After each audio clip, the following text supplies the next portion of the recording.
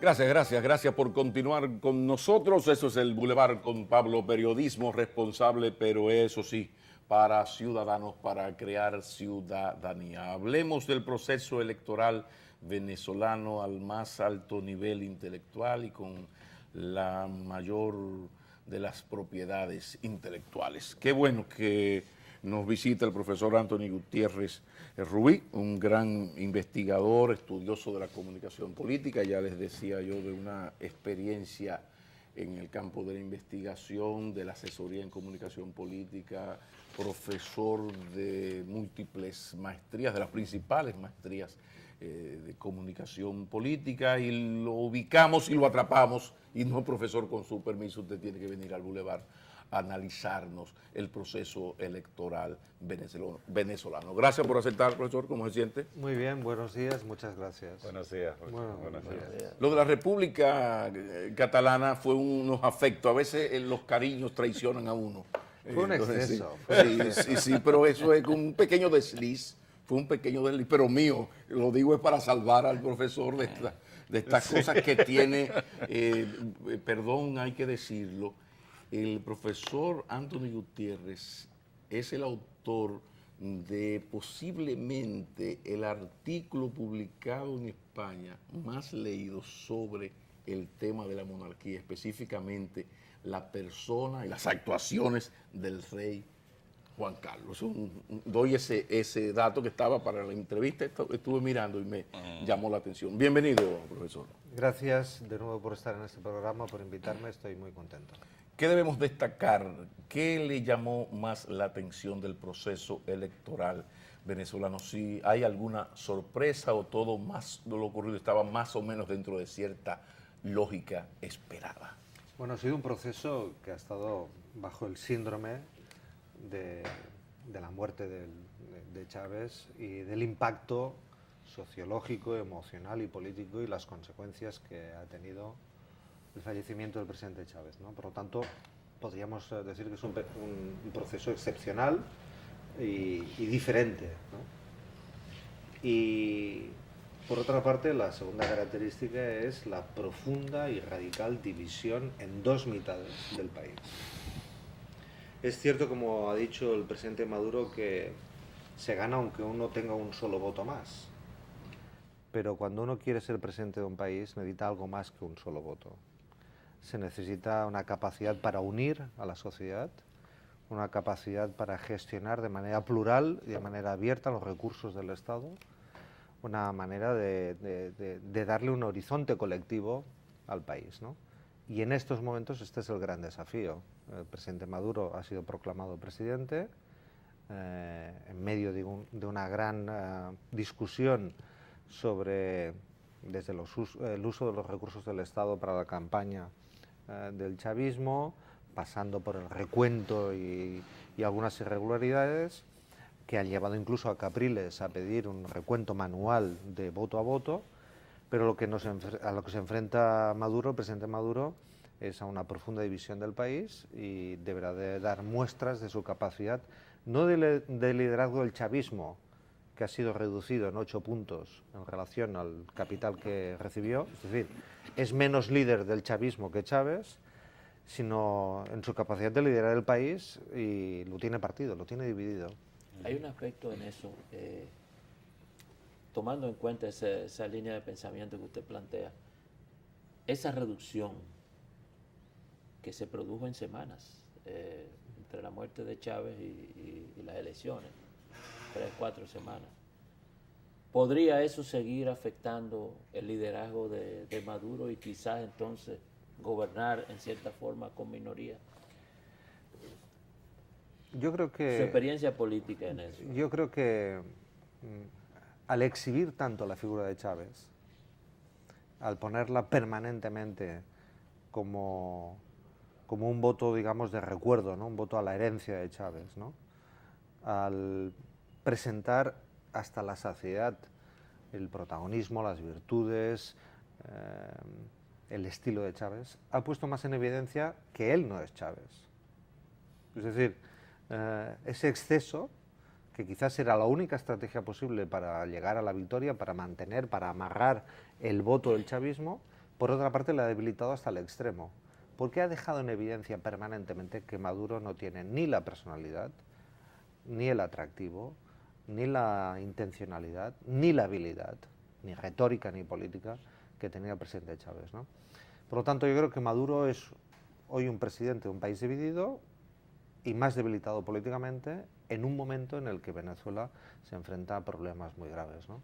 No sé si podemos hablar de que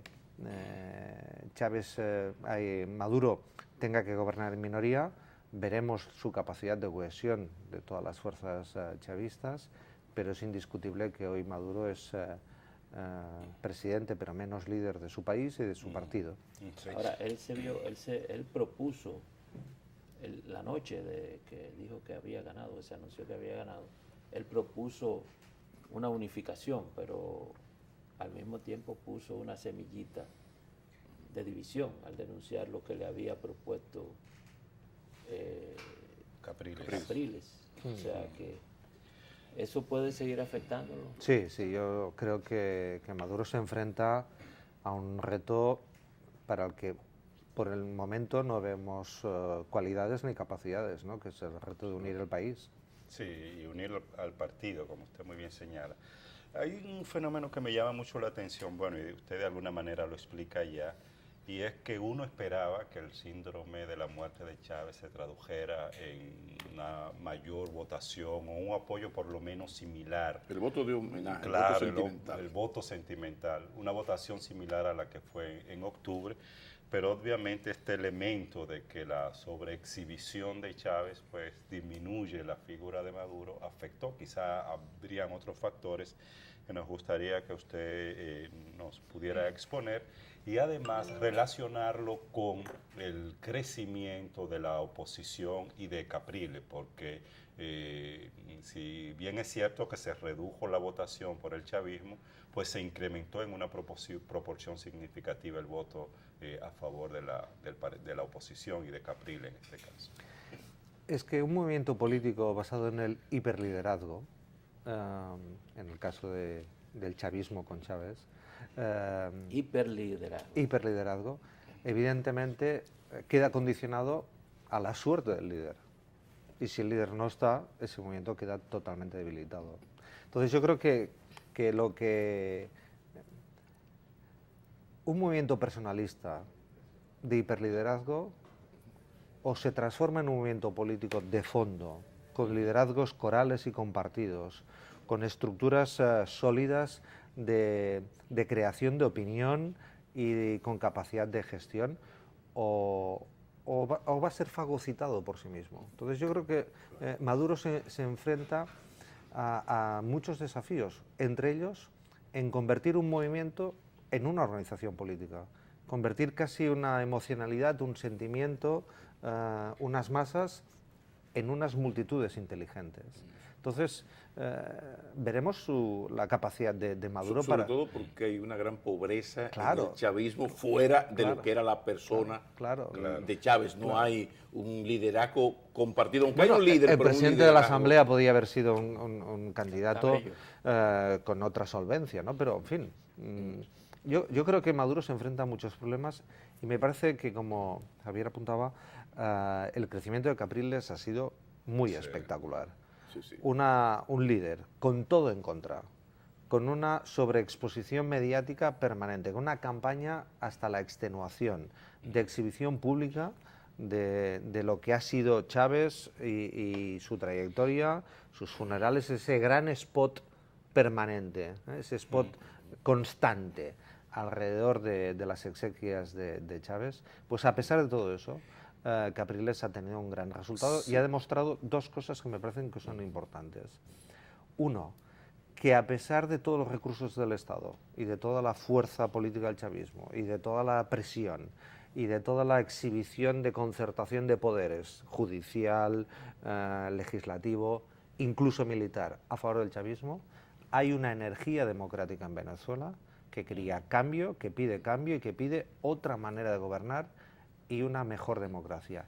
Y eso Capriles lo ha representado y lo ha representado muy bien. En ese sentido, de Capriles, ¿hasta qué punto ha sido fundamental en el crecimiento de Capriles, que acaba de obtener una victoria a través de una derrota. O sea, una derrota muy entrecomillada, porque una derrota que lo ha dejado a él como líder de la oposición con un gobierno con las características que de alguna manera acaba de explicar el profesor.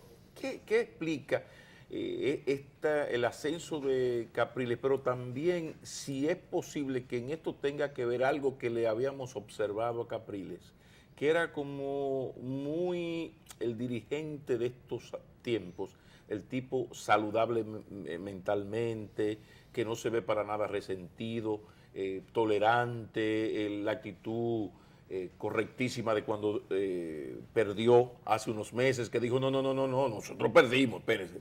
Lo que un poco valida cualquier exceso que pueda haber ocurrido ahora, o no exceso, ¿no? Hable un poquito del líder político, tan joven además.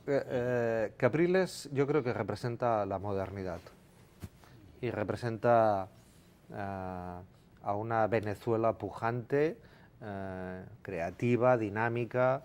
De alguna manera se conecta con las clases medias de una manera muy, muy evidente, ¿no? Su aspecto físico, su talante, su tono, su brío, su energía. Además, le relaciona con la idea de energía política, ¿no? De fuerza política, de dinamismo político.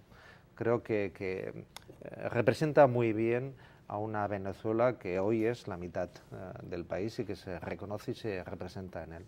Pero ha hecho dos cosas en esta campaña que me parece que son muy inteligentes. Uno, ha sido capaz de aguantar y de esperar a que bajara el suflé de los funerales sin atacar directamente al presidente Chávez.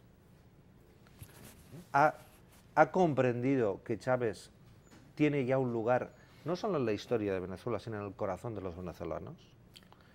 Ha reconocido esto y lo ha respetado, y por lo tanto su ataque al chavismo no ha sido un ataque a Chávez. Y segundo, ha sido capaz de generar una ilusión política en un contexto en el que parecía que no había ninguna posibilidad. Cuando un líder suma, genera, atrae, es un líder que avanza, aunque quizás no cruce la meta, frente a un líder que no ha sido capaz de reunir, de sumar, de generar esa ilusión, ¿no? Ha sido como alguien que ha estirado del recuerdo, ha estirado del pasado, frente a un líder que ha propuesto el futuro, ¿no? Y de alguna manera son dos imágenes muy importantes, ¿no? Maduro estirando el pasado, ¿no? Capriles abriendo el futuro. Y eso es lo que creo que ha dibujado un escenario, digamos, muy visualmente, muy claro para los electores venezolanos. El surgimiento del chavismo tuvo que ver mucho con una partidocracia venezolana que llegó a las últimas de sus excesos, impunidad, descuido de las condiciones de vida de las grandes masas venezolanas. Hay toda una explicación del surgimiento de Chávez, un país eminentemente rico, petrolero, y de repente con una cleptocracia que le llamaban los dame dos en Miami, porque llegaba a un sitio que estaba la computadora y decía, no, dame dos, no hay problema.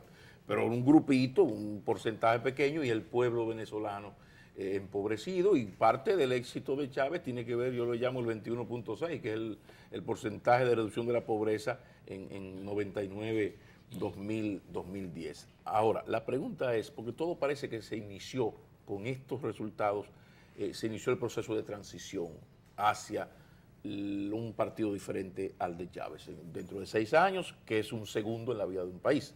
Ahora, piensa Anthony Gutiérrez que esa derechona venezolana aprendió la lección de que se debe gobernar poniendo mayor énfasis, atención en las grandes mayorías. ¿Se habrán corregido esos errores? Es que Capriles se ha llevado el voto antichavista y por lo tanto un voto ideológico que podríamos residenciar en términos convencionales de derecha.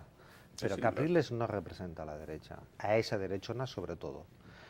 Representa sobre todo dos maneras de entender la política, dos maneras de entender el Estado, dos maneras de entender la función del Estado en una sociedad abierta Por lo tanto, su combate no es tanto de derecha e izquierda, no es un combate tan ideológico, es un combate de estilos, ¿no? Es de futuro-pasado, ¿no? Moderno tradicional, innovador conservador. Sí, pero yo me refiero a lo fundamental de lucha contra la pobreza. Sí, pero Capriles no habría conseguido el 50% casi el 50% de los Sí, votos ese sector. sin un programa también muy claro Claro. de lucha contra la pobreza. Es decir, Claro, Convenció, de alguna hay manera. sectores populares que dieron su apoyo. claro, a claro. Capriles, No, y además sectores populares que han creído que el chavismo sin Chávez es otra cosa. Claro, una pregunta. Como sabemos, la situación electoral no está resuelta del todo. Todavía hay una situación de conflictividad que se da ahora en Venezuela, pero con resultados ajustados. Se da en cualquier país, como se ha dado en América Latina, se dio en México en el 2005, en Costa Rica también, y parece que esto va a seguir teniendo algún tipo de impacto porque la OEA incluso también ha planteado la necesidad de un recuento de los votos. Parece ser que eso no será posible. La cuestión sería ¿contaría el gobierno de Maduro con la legitimidad necesaria para llevar a cabo este periodo de los 6 años? ¿Hasta qué punto podría afectar esto la gobernabilidad en Venezuela junto a otros factores como el factor económico que está ahí empezando? Esta situación va a exigir de gran responsabilidad y patriotismo de los dos principales líderes de Venezuela. ¿Te teme que si no hay eso, se descalabra el asunto? Venezuela no tiene una fortaleza democrática suficiente para aguantar una... Esto no se resuelve. Hubiera sido quizás conveniente y deseable tener garantías adicionales con un recuento, pero la OEA ha recomendado, ha sugerido, no ha puesto inconveniente, le parecería bien, pero no lo ha exigido. No lo ha exigido tampoco ninguna otra cancillería. Y no hay un comunicado formal de todos los observadores internacionales pidiéndolo. Por lo tanto, hubiera sido quizás algo deseable. Estados Unidos ha pedido que sugiere que se haga. Sí, pero hay y España ha dicho, vamos a esperar el recuento. Sí, pero ni los observadores que estaban ahí lo han formalizado, hay una gran división entre los mismos, ni las sugerencias y las recomendaciones tienen la capacidad para convertirse mucho menos en instrucciones y en imposiciones. Es decir, hay un sistema de institucionalidad que hay que reconocer y que hay que aprender.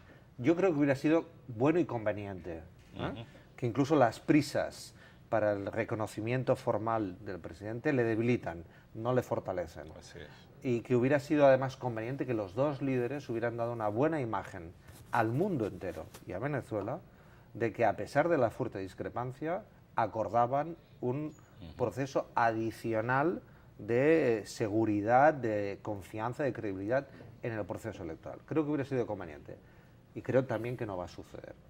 En este punto, en el que no va a suceder, la responsabilidad de los dos líderes es muy importante. Uno ha ganado, pero sabe que ha ganado con fuertes condicionantes y limitaciones.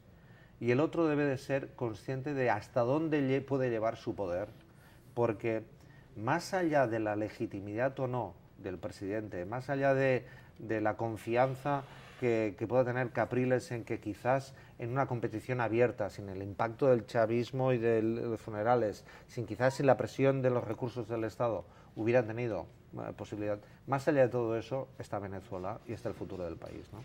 Por lo tanto, yo creo que es la responsabilidad de los dos líderes lo que va a determinar el futuro del país. Tanto el que gana debe de tener unas grandes dosis de humildad porque ha ganado de manera muy justa, como el que casi gana debe tener unas dosis de responsabilidad y de prudencia porque no puede ejercer esa responsabilidad poniendo en cuestión la gobernabilidad del país. Yo ahora, sumándole un elemento que menciona Javier Cabrera aquí, la economía. Venezuela, como decía Pablo, con toda su riqueza, no pudo resolver el problema de su gente. tenía una crisis interna económica terrible cuando el levantamiento de Chávez contra Carlos Andrés Pérez fue una situación muy grave económicamente que lo llevó a cometer aquella locura. Y que lo llevó a una locura relativa, porque lo llevó a ser un individuo de primer plano, ¿verdad? Hay una situación que se presenta ahora, el petróleo, pero ya no en manos de los venezolanos, sino como interés para la economía mundial, que eso ha definido muchas veces el destino de Venezuela y de los países que tienen petróleo en todo el mundo. ¿Cómo esas naciones que les interesa conseguir esa riqueza y manejar esa riqueza y que utilizan esa riqueza pueden influir, o usted prevé que puedan influir en la estabilidad o la inestabilidad? Yo espero que Maduro haya comprendido que la vía del futuro es la moderación, no la excitación ni la radicalización. Es decir, no puedes ser más radical perdiendo apoyo popular. En todo caso, tienes que ser más moderado. No puedes ejercer todo tu programa hasta el último detalle cuando no tienes una victoria rotunda, sino más bien cuando tienes una victoria cuestionada y muy justa. Es decir, que es cierto que el resultado electoral decide quién es presidente, pero este resultado electoral también decide qué tipo de presidencia tienes que ejercer. Lo mismo diría si hubiera ganado Capriles. Es decir, en esa condición. Claro, es decir, es un resultado electoral que decide el presidente, pero también decide qué tipo de presidencia le conviene a Venezuela. Y nadie hoy tiene el poder para ejercer su propio programa, su propia agenda, su propia línea, y se necesita grandes dosis de concertación y de responsabilidad. Y creo que el papel de los dos líderes será fundamental. En ese sentido, el presidente Chávez, cuando sobrevivió a aquel golpe de Estado, me contaba el presidente Leonel Fernández en la entrevista que Chávez le llamó y que le pidió que aquella experiencia de diálogo nacional que se había hecho aquí y que fue una experiencia muy hermosa, aquí lo que falta después es la voluntad política para los resultados, llevarlo a la práctica, ¿no? Pero fue una cosa muy positiva, que el presidente Chávez le pidió, y él viajó a Venezuela, y un poco aportó para que se realizara algo similar de ver por dónde iba el pensamiento de los venezolanos, cierto acercamiento a sectores. Ahora no sería con más fe aún el momento de hacer algo parecido. Mira, ahora que está sin oficio el presidente Fernández, no tiene trabajo, está desempleado. Yo le veo muy activo. Y él está allá en Venezuela. Sí, pero está desempleado, o sea, la gente necesita trabajar sus 8 horas y cosas. O sea, es un picoteo bueno para el presidente Fernández organizar un diálogo nacional allá en Caracas. ¿Habría la posibilidad, el momentum?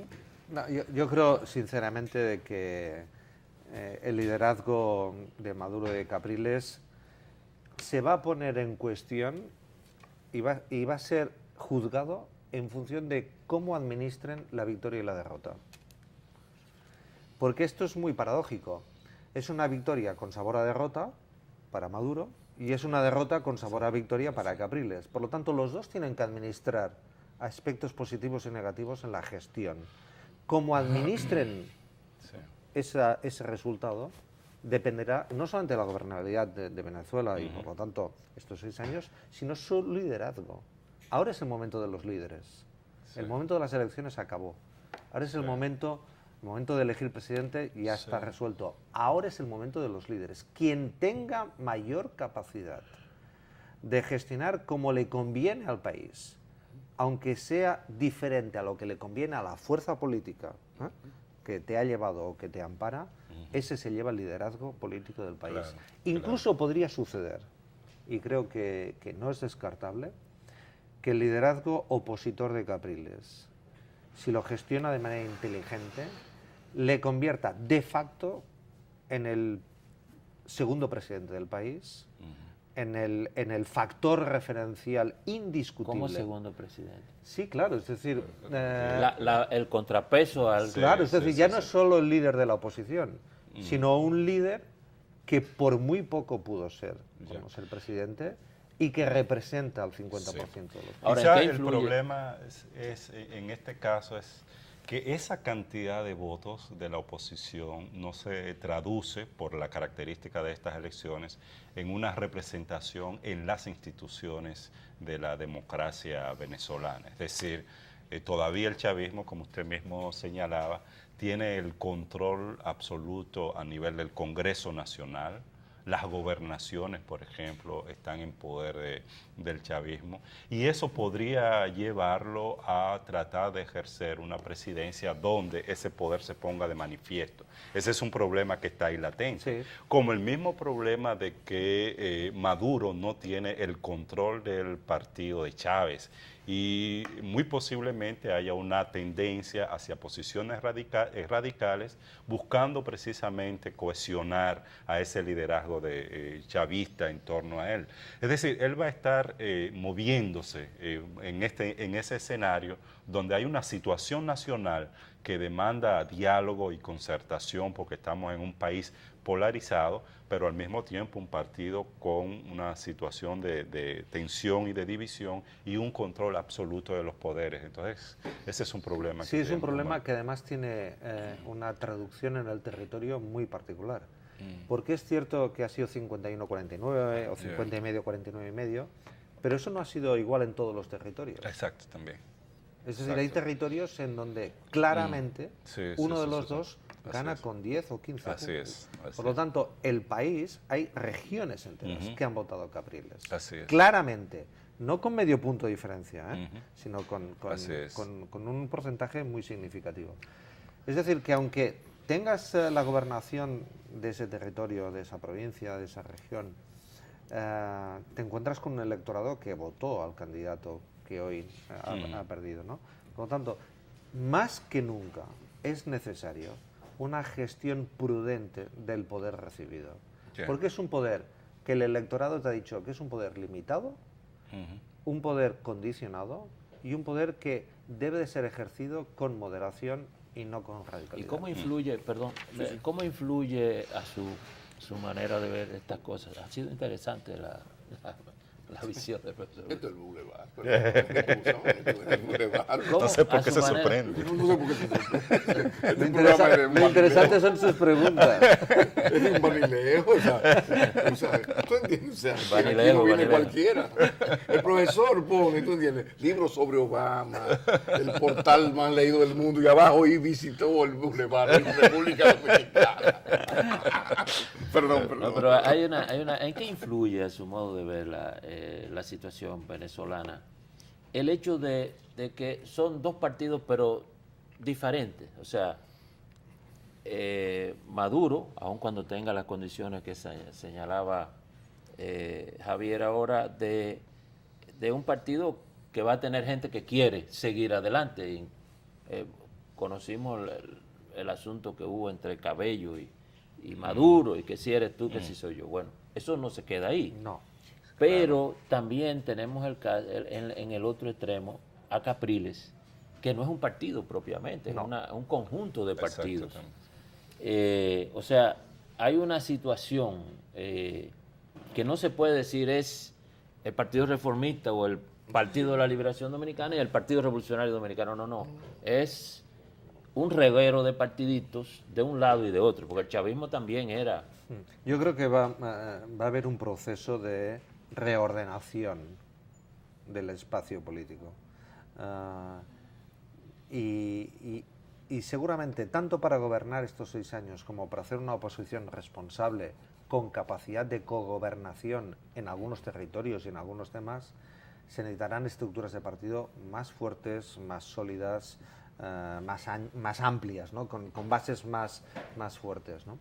Yo creo que es una buena oportunidad ahora también para esta reorganización política y orgánica, será imprescindible, y de nuevo los dos líderes van a jugar un papel muy importante.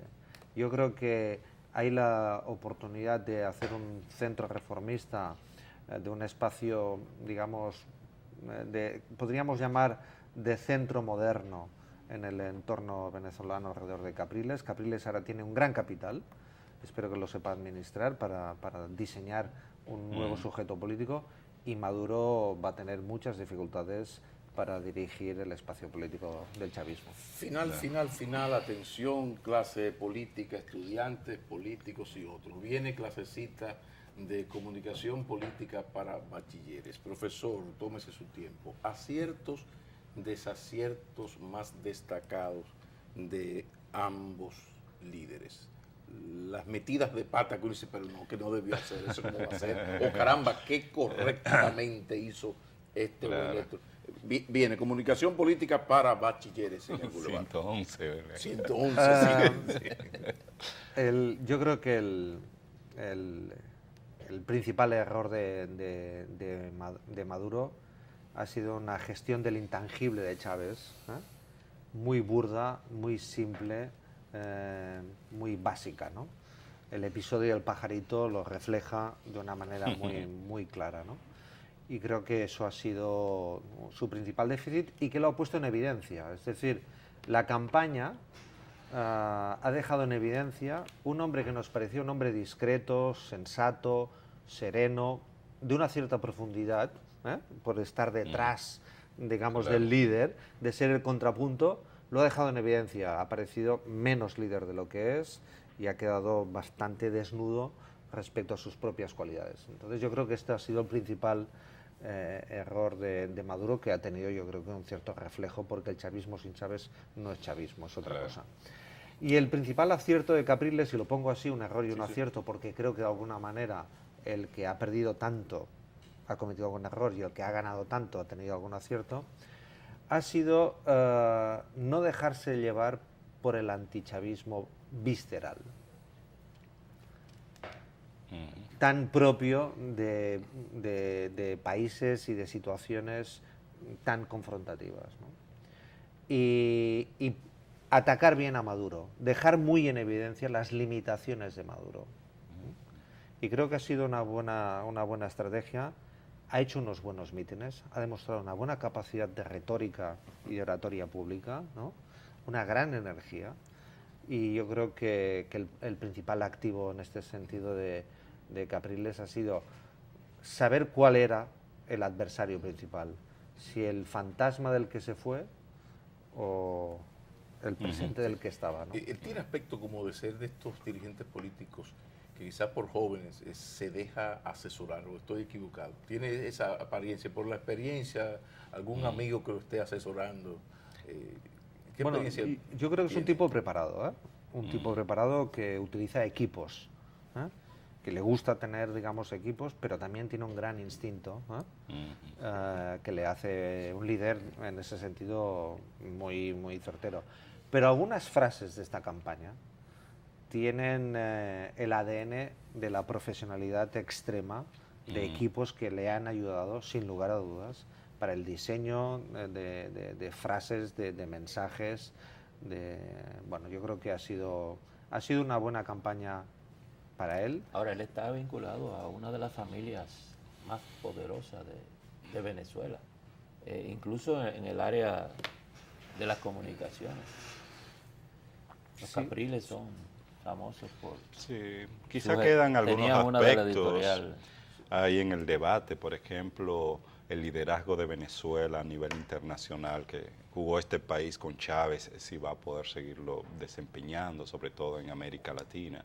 Y otros aspectos que habría que ver, pero ya sería en la próxima visita del profesor Anthony Gutiérrez Rubí, que como les habíamos avanzado, pues de esto se trataba. Qué bueno es hablar con personalidades que tienen calidades para darnos luz y analizar con la mayor profundidad y el manejo de datos que permita eso que hemos logrado en esta oportunidad, y es que ustedes y nosotros entendamos un poquito mejor el proceso electoral, el presente y el futuro del pueblo bolivariano de Venezuela. Profesor, muchísimas gracias. Muchas gracias. Muchas gracias, profesor. Buenos días. Nos vamos a la pausa. Jansen Pujols tiene deportes, unos deportes que están de luto en este día. Hay deportes en el Boulevard. Jansen Pujols, después de la pausa.